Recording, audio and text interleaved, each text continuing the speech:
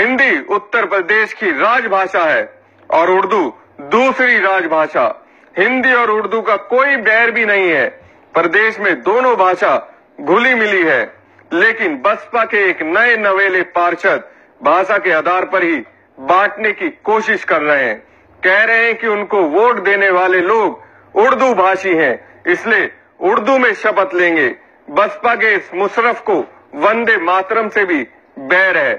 कह रहे हैं कि मैं वंदे मातरम नहीं गाऊंगा। बसपा के मुशर्रफ का वंदे मातरम से बैर, भाषा के आधार पर भी बांटने की कोशिश।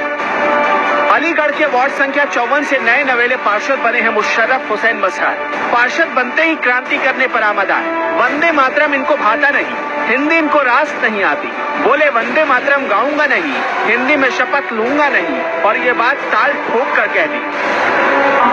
हमारे प्रदेश की हिंदी राष्ट्रीय भाषा है, तो हम सभी भाषाओं का सम्मान करने वाले लोग हैं। बहुजन समाज पार्टी के लोग हिंदी, उर्दू, इंग्लिश जितनी भी भाषा है हमारी, हम सबका सम्मान करते हैं। मैं चाहता हूँ कि मैं उर्दू भाषी हूँ, मेरी मातृभाषा जो है उर्दू है, इसलिए मैं उर्दू में इस भाषा का शपथ लेना चाहता हूँ। वंदे मातरम मेरा जो धर्म है, पवित्र धर्म इस्लाम को मानने वाला हूँ।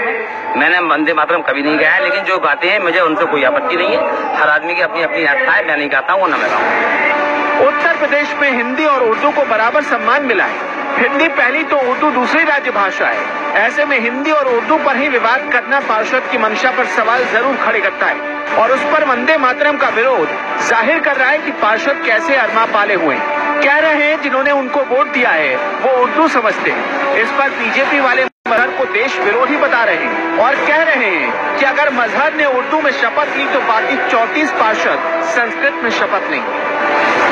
वार्ड 54 के पार्षद ने उर्दू में शपथ लेने की कहा है, तो मैंने भी माननीय आज नगर आयुक्त जी को अपना ज्ञापन सौंपा है तो मुझे भी संस्कृत में शपथ दिलाई जाए और ऐसे व्यक्ति को बिल्कुल पार्षदी से निरस्त किया जाए जो भारत माता की जय और अपने राष्ट्रगान का विरोध करता है।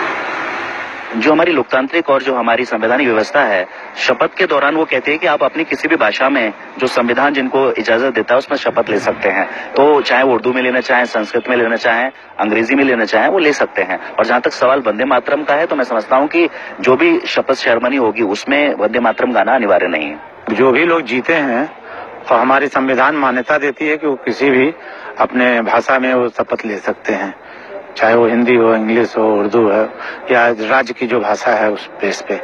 और जहाँ तक वंदे मातरम का बात है, वंदे मातरम तो भारत के अंदर जन्मा हर व्यक्ति बोलता है, करता है, और इस तरह के सवाल पैदा ही नहीं होना चाहिए कि हम वंदे मातरम बोलेंगे कि नहीं बोलेंगे। ये दुर्भाग्यपूर्ण है, बहुत दुखद है कि आजाद भारत में आज जिस नारे को गाते गाते जो शहीदों ने अपना बलिदान दे दिया, भारत माँ की आजादी का सबसे बड़ा नारा वंदे मातरम, जिसको गाने से ही सिरों में बहता हुआ रक्त बाल मारने लगता हो, ऐसे गाना गाने के लिए भी विरोध, आज ऐसे गीत गाने का विरोध भारत में हो रहा है। ऐसा शहीदों ने कभी सपने में भी नहीं सोचा होगा कि आजादी के बाद आजाद भारत में वंदे मातरम का इस ढंग से विरोध हो रहा है। दूसरे मुस्लिम नेता भी मुशर्रफ का समर्थन कर रहे हैं। ऐसे में सवाल उठता है कि सियासत को धर्म के आधार पर बांटने की कोशिश क्यों हो रही है। कभी हिंदी उर्दू में बांटा जा रहा है, कभी हिंदू मुसलमान, यहाँ तक कि वंदे मातरम पर भी नाक भौं सिकोड़ने लगते हैं। समाचार प्लस के लिए ब्यूरो रिपोर्ट।